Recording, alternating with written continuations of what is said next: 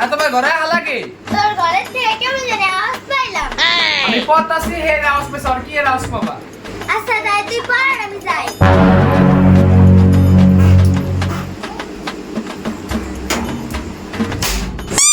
দেখ মাইক আছে না এখন খেলা হয়ে গেছে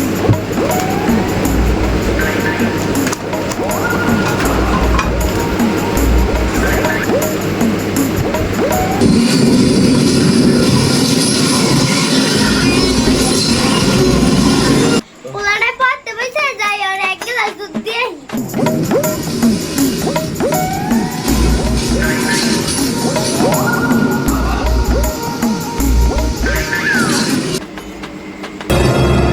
রে, তুই পড়া থেকে গেম খেলতেছস? দাঁড়া, আজকে তোরে খাইস। না মা আমি আর